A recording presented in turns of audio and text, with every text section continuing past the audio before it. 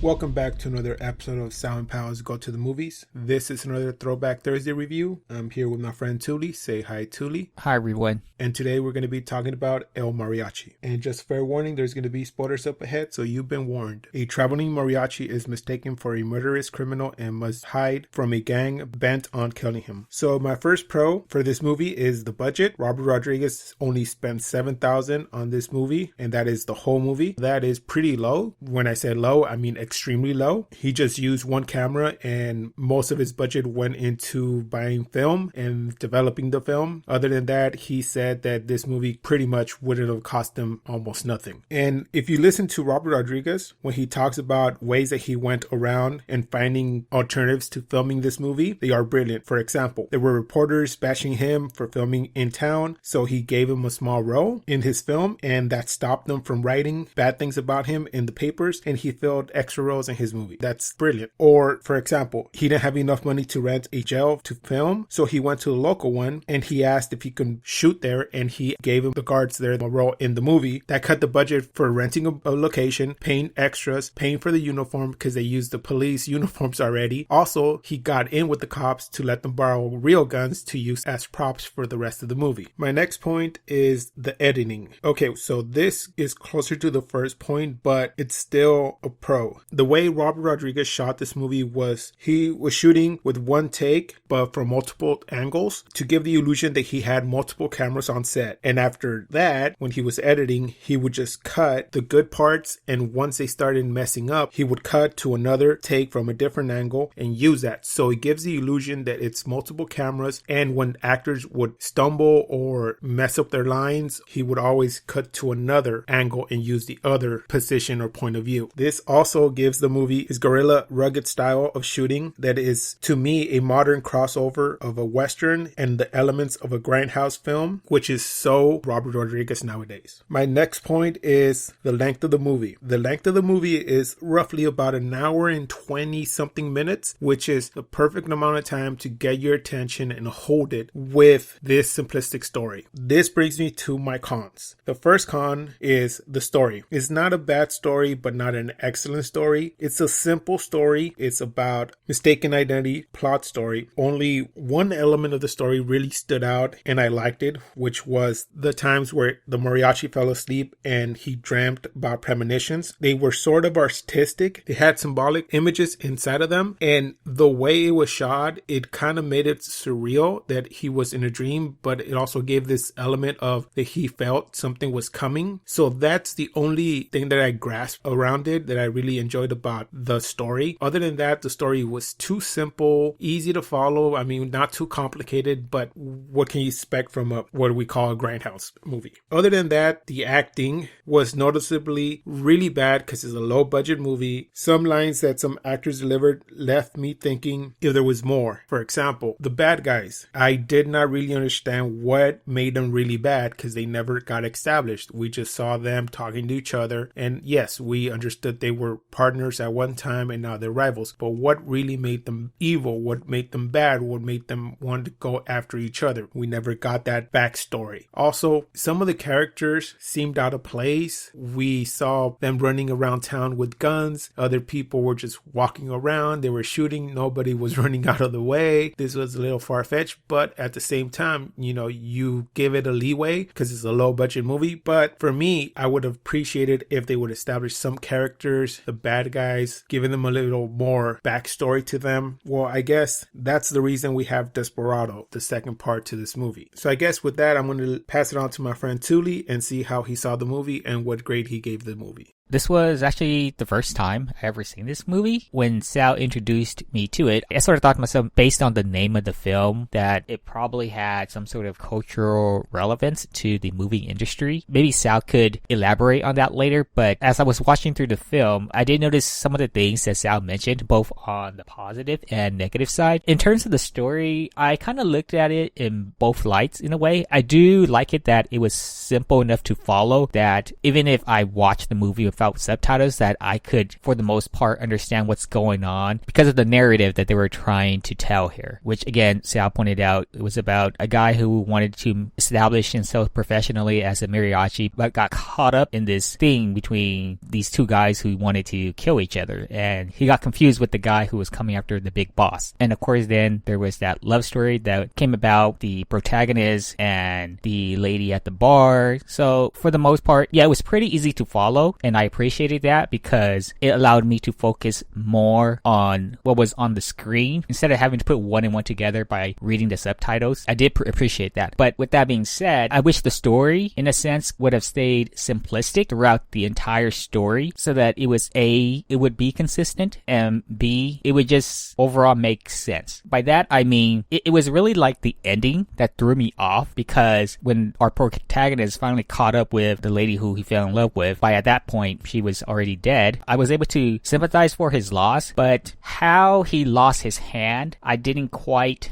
believe in the moment because he could have reacted, I felt like, sooner than later to have avoided that situation. So the big boss, Moco, he pretty much came up and gave a little speech and then shot him in his hand and informed him, so now you can't play guitar anymore and be a mariachi for the rest of your life either. So during that time span when he was approaching, I figured that our protagonist would have gone through the set of emotions to get some sense of justice, some sense of revenge right there, but he allowed that opening to happen. And then right after that, after he took down Moco, we see Moco's subordinates just turn on him like they didn't care. And I can understand why, based on a couple of the scenes where Moco was mistreating his subordinates. But I'm going to compare this to a film that Sal and I actually reviewed not too long ago, Four Brothers, where, as Sal pointed, in that film as well, compared to this film, the bad guy wasn't very established. So I never felt like this bad guy was as mean and bad as the movie was trying to portray him as. So like in Four Brothers, I felt the same way about the bad guy there. And at the end, everybody turned their back on the boss. So it kind of like came out of nowhere in a sense. Yes, again, we saw these scenes where the subordinates were being treated bad, but there was never like these scenes where like they were talking about, oh, you know what, we're not feeling appreciated here. We're being treated unfairly and there needs to be a change here. And then they do what they do to the big boss. So I kind of felt the same way about that in Four Brothers as I did in this film. Like that turnaround happened too quickly for me to believe. So that tied with how the mariachi didn't react quickly enough to do what was necessary for him to get his moment in the spotlight. I would have liked it more if he just barged right in, saw his love interest lying there dead, and then just went guns blazing. And then in the midst of the crossfire, maybe he loses his hand. That I would feel like it ties more into this idea of the story being simple versus it being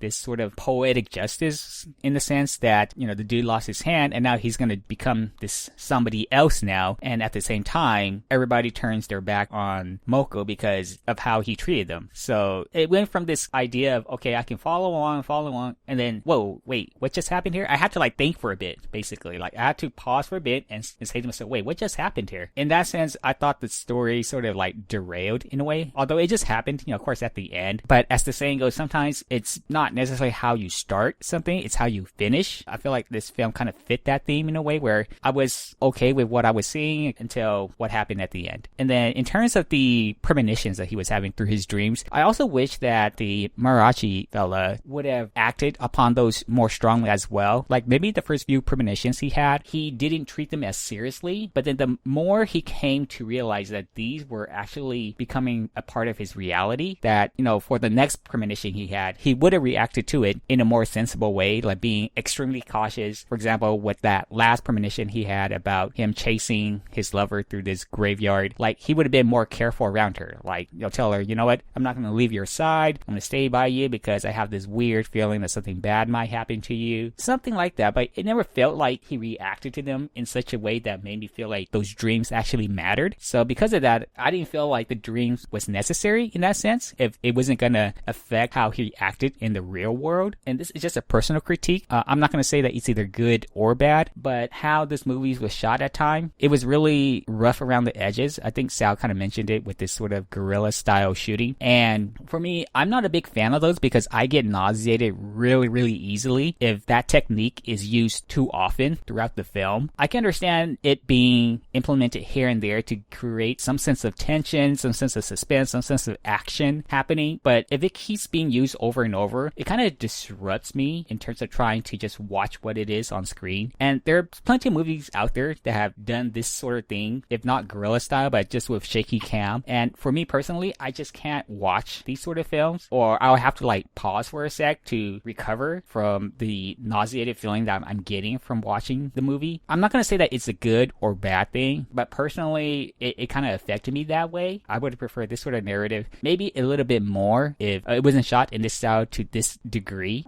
just tone it down a bit. But all in all, like Sal said, it was a pretty simple story to follow. I just wish they would have stuck the landing based on how simplistic the film was, so that as it leads to what the Mariachi is going to do thereafter, then you could go as crazy as you want, perhaps. But in terms of like just establishing how he's going to become who he is, I wish the movie would have just kept it simple so that it was just easy to follow, which it did for the most part. It was just that ending. I did notice though, and I'm pretty sure it happened more than once, but there was a scene where during the gunfight in the streets, I noticed like a bystander, like somebody standing in the background very nonchalantly. And maybe this is related to what Sal said earlier about how they shot the movie with little staging to be considered, that everything maybe was shot live, that they didn't consider what was being shown in the background. And I saw like maybe one or two what I consider to be townspeople just standing there and not panicking or running away when the gunfight was going on. So I thought that was kind of weird. Like if I was there and I saw what I was hearing or seeing, that I would be panicking and be running the other way. But I saw somebody just standing there very nonchalantly. So I thought to myself, maybe they could have edited this out in some way, just crop out the scene so that they wouldn't show those townspeople in the background. All in all, I think the film was okay. I think I'm going to give the film, I would like to give it like a 5.5 to a 6, somewhere around that range. It wasn't bad. It wasn't like, the greatest thing either, but it was good enough that I felt for the Mariachi, which is good because I was invested in his character. But that ending though, I wish they would have just stuck it. I think if it did, then I would have probably given it maybe like a 6.5. I want to answer one of your questions. Yes, this movie is sort of making fun of a genre in Mexican movies. There's this sort of, if you want to call them grindhouse, low budget, straight to TV movies that were made in Mexico. When I mean low budget, I mean low budget. There's really bad audio, really bad music in it, really bad filming, lighting, anything you can find is really bad in them. Yeah, mostly it's about, this guy versus this guy, and there are two sides and they start fighting each other with guns, and it's basically gunfights. Next point that I'm going to touch upon is the ending. Yes, I really agree with you that the ending was kind of a letdown. We can agree that we wanted more. We wanted more of a final showdown between the Mariachi and the main boss. But from what I've heard and I've seen in interviews and documentaries from Robert Rodriguez, the reason is that he had a big ending, but the person he was renting the camera from asked for it back early, so he didn't have enough time to shoot what he wanted, so he had to wrap it up really quick. In that sense, he did what he could. So for me, this movie is going to get a grade, not based on the story, but just based on how he worked with what he had in his budget, which to me is very impressive. So for me, this movie is going to receive a 6 out of 10. So I guess that does it for this review of El Mariachi. Please join us next time where we're going to review Oh Brother, Where Art Thou? You stole from my kin. Who was fixing to betray us. You didn't know that at the time. So I borrowed it till I did know. That don't make no sense. Pete, it's a fool who looks for logic in the chambers of the human heart. Please like, comment, and subscribe. You can find our social media links below. And like always, keep watching movies.